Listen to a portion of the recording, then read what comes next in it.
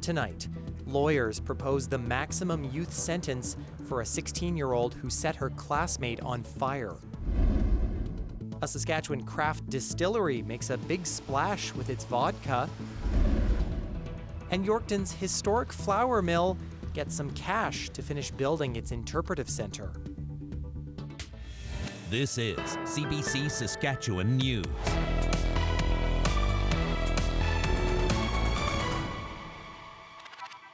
It is Thursday, February 26th, and the CBC Saskatchewan News starts right now. I'm Ethan Williams. Thank you for joining us. Lawyers say a Saskatoon teen who set a classmate on fire at school should face the stiffest sentence possible for youth. They made their case at a sentencing hearing for the girl on Thursday. Helena Mahalik has our top story. Tears were shed in a Saskatoon courtroom Thursday as the story of a high schooler's attack on her classmate was recounted. The 16-year-old, who CBC cannot name, is back in court this week for her sentencing hearing. She pleaded guilty to attempted murder after lighting her classmate on fire at Evan Hardy Collegiate on the second day of school in 2024. This after she harassed her victim with threats online over the summer. The offender poured a water bottle filled with gasoline on her classmate's head and lit the flame. The girl suffered burns to 40% of her body and required out-of-province care with multiple surgeries. Those who have been affected by the crime gave their statements in court Thursday, including the victim's mother, who says the education system failed her daughter. It is literally their home away from home. There should be no fear from people. There should be comfort by their peers. They should be able to trust the adults who work there. That trust betrayed our daughter. We also heard from the victim's best friend, who was also harassed online by the 16-year-old. She says this could have been preventable. And we trusted the adults in charge to protect us, to listen, to act. They had the power to intervene, and they failed us. The victim's brother attended school with his sister. His statement was read in court by their mother. He said, quote, "If seeing that orange glow down the hallway wasn't scary enough, finding out that it was coming from my sister was horrific."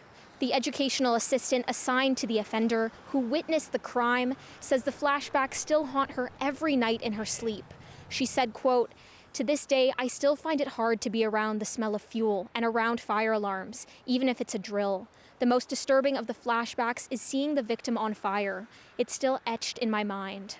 The offender also spoke, saying, quote, "No amount of words can make up for my actions. I know sorry isn't enough, but it's how I truly feel." Last year, the Crown decided it would not seek an adult sentence. Both the Crown and defense recommended an intensive rehabilitation and custody supervision order. This is the maximum sentence under the Youth Justice Act of 3 years from the sentencing date. That's 2 years in custody and 1 of community supervision. That decision will be made on March 16th. Helena Mahalik, CBC News, Saskatoon. A teen has pleaded guilty to manslaughter for a quadruple homicide on Carry the Kettle First Nation. He was originally charged with first-degree murder. 4 people were shot and killed in a home in the community just over a year ago. According to an agreed statement of facts, the teen provided 2 other accused with guns and went with them to the house knowing the guns were loaded. The teen said he thought the plan was to take back stolen items, not to kill anyone. He never entered the home while the 4 were shot. His sentencing is set for April 24th. A Regina man who killed his wife nearly 10 years ago will have to wait 8 years until he can get a chance at parole. Katie Swires has more. A case of indescribable viciousness. That's what Justice Beverly Klatt called the murder of Jenny McKay. According to an agreed statement of facts, Jason McKay brutally killed his wife in the early hours of September 6, 2017. He stabbed her dozens of times and did not stop even after she was dead. McKay was first convicted of second-degree murder in 2020, but he successfully appealed that conviction. The case was headed for a second trial, but then McKay unexpectedly pled guilty to second-degree murder in January, just days before the trial was set to begin. He was sentenced to life in prison. Justice Klatt said McKay's action showed an utter disrespect and contempt for human life, and the impact of Jenny's murder on those who loved her has been crushing. The judge ruled McKay isn't eligible for parole for 17 years. However, that's calculated from his arrest back in 2017. He can try for parole in 2034, but he'll be bound by the conditions of a life sentence until he dies. Katie Swires, CBC News, Regina. Premier Scott Moe and Prime Minister Mark Carney have embarked on a trip to India focused on trade. And there is hope that the visit will result in gains for Canada. Catherine Cullen reports. In his Davos speech, Mark Carney laid out a vision for how Canada was going to operate in a changing world. In many ways, this trip is going to start to fill in that picture of what the action to go with the speech actually looks like. India, Australia, and Japan are all countries that the Prime Minister is visiting for the first time in his role as PM. In all cases, the intention is to build trade relationships, to look at more opportunities for cooperation. India in particular, though, will receive a lot of scrutiny because the Canada-India relationship has been so fraught in recent years. There is a lot of enthusiasm about trade. India, the world's most populous country, the Indians saying that there is a lot of appetite for Canadian energy in that country. They have a lot of needs. They believe various forms of Canadian energy can meet it. But part of the tension in the relationship has long been the security relationship. In 2023, Prime Minister Justin Trudeau accused agents of the Indian government of being involved in the killing of a Canadian citizen, Sikh activist Hardeep Singh Nijjar. And then the next year, the RCMP said agents of the Indian government were involved in a wave of crime in Canada, violence and extortion, intimidation. Now, officials with the Canadian government say that they believe that that kind of activity is over, that it is no longer a problem. Sikh activists in this country say, though, that that is not their experience. They believe that the claim is false, and they are very concerned about this growing rapprochement with India. One security specialist I spoke to says that he does believe that security will remain the 800-pound gorilla in this relationship, and that if something does go wrong, it certainly has potential to throw this growing and increasingly thriving relationship off track. Catherine Cullen, CBC News, Ottawa. The head of the World Economic Forum has stepped down following a review of his ties to Jeffrey Epstein. The review found no additional concerns beyond what had already been reported about Borg Brenda's name appearing in the Epstein files, but Brenda is resigning so the forum can continue its work without distractions. Brenda says he dined with the late sex offender 3 times and communicated with him through email and text, but Brenda says he was unaware of Epstein's criminal activity. Epstein was convicted for soliciting prostitution from a minor in 2008 and was registered as a sex offender. He died in a New York prison in 2019 while waiting to stand trial on sex trafficking charges. The federal government is boosting funding for a program meant to ensure First Nations children have equal and timely access to social and health services. Ottawa is providing more than $1.5 billion to run Jordan's Principle for another year. That's an increase from the more than $1 billion provided this past year. It's welcome news for one Grand Chief, but he wants assurances the big problems like the massive backlog will be fixed now and into the future. The short-term solution, and on interim, it'll help our families for this year, but we'd like to see long-term solutions, like long-term solutions that will be predictable, multi-year, needs-based funding. He says the funding delays have been devastating. At the end of 2024, some 140,000 applications nationwide were still in the queue.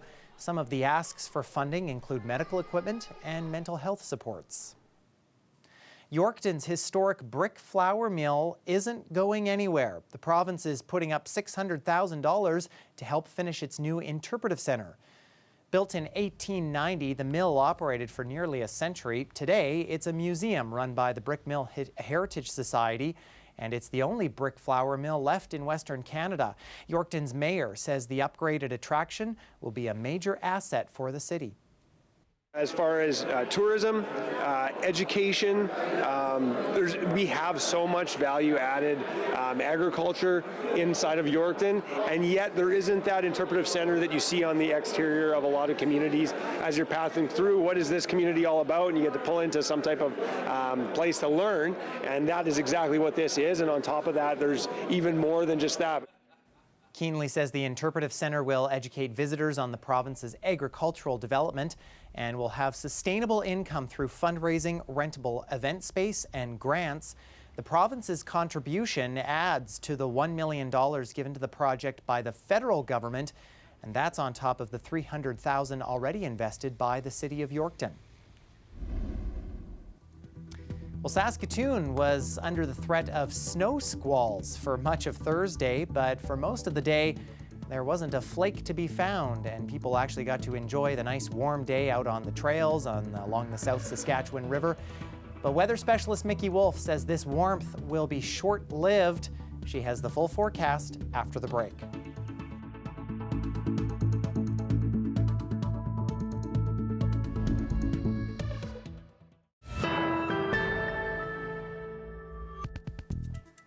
Welcome back. A craft distillery in Prince Albert has ramped up production of its vodka products in a big way. It comes after the company landed some major contracts with professional sports teams. And as Lisa Rism reports, it's good news for the local economy. Vodka made in Prince Albert, Saskatchewan is making a splash in some major venues in Alberta and the U.S.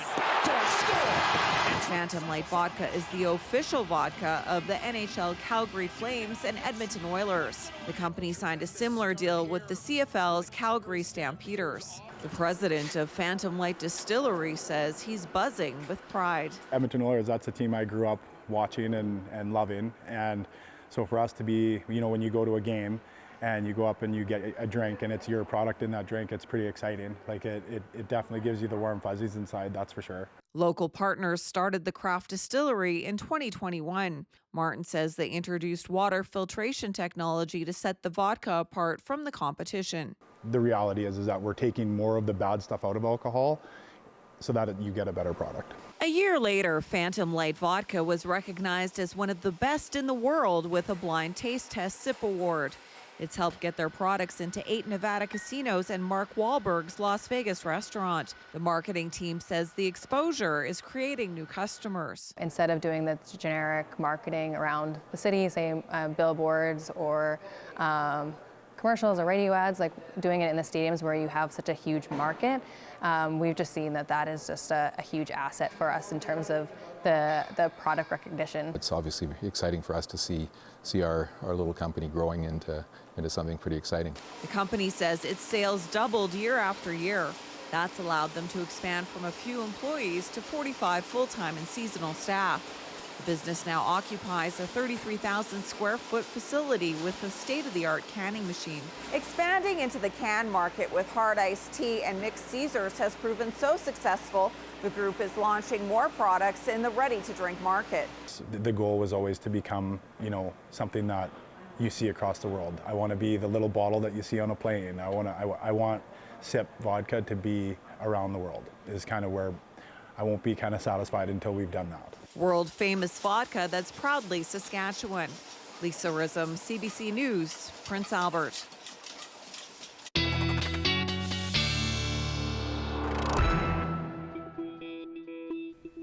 And weather specialist Mickey Wolf joining us now. It's not often that we see a snow squall advisory in place, Mickey. Maybe some people don't even know what that is, but it seems like it's been in place for much of the day.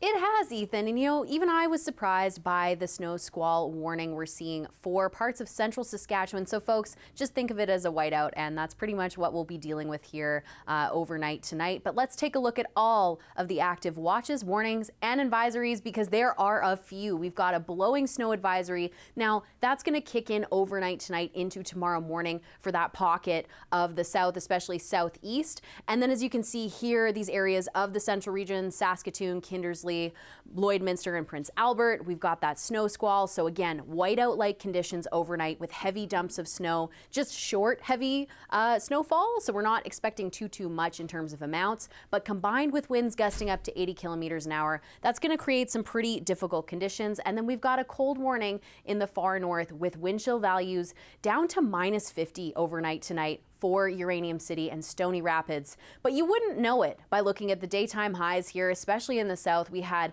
above zero temperatures for most of south and central Saskatchewan, but you can see some of that snow moving in, and it is mixed with a bit of rain due to that warmth we had today. But this low pressure system should be making its way out of the province as we get into tomorrow morning. Then we will see a high pressure system moving in early hours Saturday. That is going to stabilize temperatures a little bit. We'll just see a little bit more consistency at least throughout Saturday. But for snowfall, we don't expect to see too much in the central region overnight tonight into tomorrow, but we do see heavier amounts happening Friday, Saturday for that southwest corner, specifically Maple Creek. We're looking at moderate snowfall amounts, and we are seeing some snowfall here as well for the Churchill region over the next few days, just under 10 centimeters, especially closer to the eastern half of the north part of the province. And we've got those strong winds gusting tomorrow as well that we have to deal with for southern Saskatchewan. But then again, Saturday, things are really going to calm down wind-wise.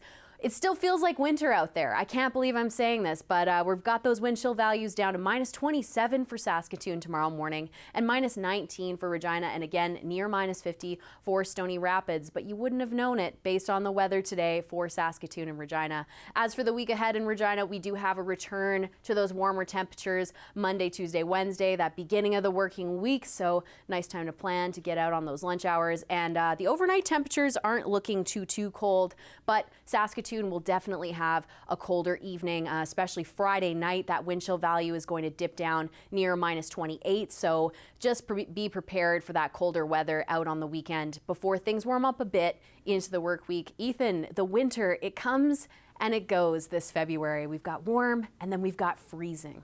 It needs to, decide. Yeah, it'd be nice if it made up its mind. Thank you, Mickey. Thank you.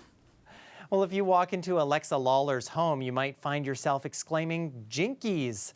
The Regina woman holds a massive collection of Scooby-Doo memorabilia and has even turned her collection passion into a podcast. This is all merchandise from the live action films. My name is Alexa Lawler, and I am a Scooby-Doo collector and podcaster. The story that I like to tell is that my brother had a VHS tape, and he also won like a little fair Scooby-Doo, so it was just in our house, and I was like, well, what is this? And just immediately fell in love. And when you're a kid, like, it's an easy gift. You're like, oh, okay, this is your favorite show, perfect. I grew up in the late 90s, early 2000s, so there was Scooby-Doo everywhere at that time, so it was a really easy gift idea for me, so it just really spiraled from there. A lot of time it's a lot of thrifting and a lot of Facebook Marketplace hunting, garage sale hunting. A lot of people know me as the Scooby-Doo girl, which I'm totally fine with. That works for me.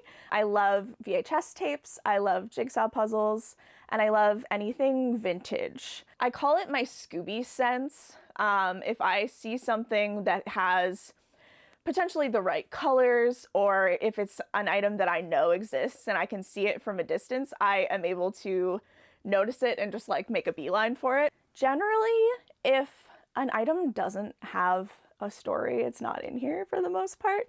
I think majority of everything I could tell you exactly where I got it or why it's significant to me or why I think it's fun, why it's important. Welcome to another episode of the Unmasked History of Scooby-Doo. I started the podcast and I felt a void of hearing from the people that have worked on the franchise. And so I just started reaching out to people and asking if they'd be interested in chatting about their work on Scooby-Doo. Scooby-Doo's so fun. Majority of the time, people are ecstatic to talk about their time on Scooby. It's been crazy. I never would have expected that so many people would be so interested in talking to someone in Saskatchewan, of all places, about this beloved franchise. Well, some striking new images captured by NASA's James Webb Space Telescope. This is a nebula surrounding a dying star. They call this the exposed cranium nebula for resembling a brain inside a transparent skull. It was first discovered more than a decade ago by the now retired Spitzer Space Telescope. The Webb telescope's advanced instruments make it possible to see more detail, enhancing the nebula's unique appearance. Stay with us. We're back after the break.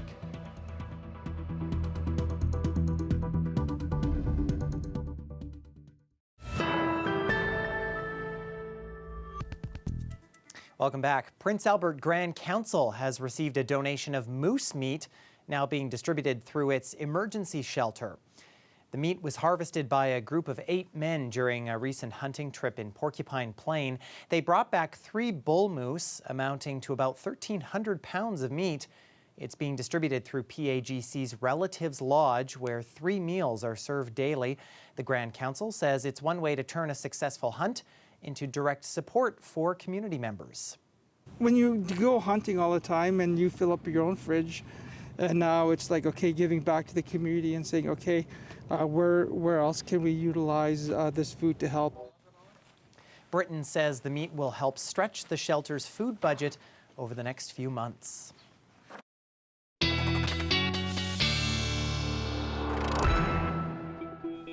Mickey, my mouth is just watering thinking about how good that is going to taste. Oh, me too, Ethan. It's the perfect weather tonight for moose meat stew out there. Get some bannock as well and make it a complete set because we are seeing some cold weather tonight. Let's take a look, especially for the far north. But in the south, things aren't too bad. We've got those temperatures just below -10 for most of southern Saskatchewan. The central region, things are getting a little bit colder as we move north towards -20. And then tonight, again, we've got that cold warning active for the far north. We're seeing those temperatures with wind chill value down to -50 overnight for Stony Rapids and Uranium City. And tomorrow we will see just a slight warm up. Those wind chill values will be near -39 for the far north as we get into the later afternoon hours. And then across south and central Saskatchewan, we do have a colder day overall. As you can see, some of those temperatures actually dropping throughout the day for parts of the south. But we've got a colder day and we're seeing quite a bit of cloud cover as well. We might have some light snow happening too for the central region. And then we're looking out for that blowing snow, especially in the morning hours for the southeast, Regina and Weyburn and Yorkton especially, and also Estevan. So I'm ready for that blowing snow to be done, Ethan. I would love to cozy up with a little bowl of soup tonight. That would be fabulous. I don't have soup on hand, but I think I have a kettle with some warm tea or maybe something I can conjure up. Looks like I'm gonna need it. Okay, I could settle for tea too, Ethan. Warm drinks, warm food, sounds good to me. Thanks, Mickey. Thank you. And that is our news for this Thursday. For more news anytime, you can always head to our website or subscribe to our CBC Saskatchewan YouTube channel or download the CBC News app on your smartphone or tablet. Thanks so much for watching.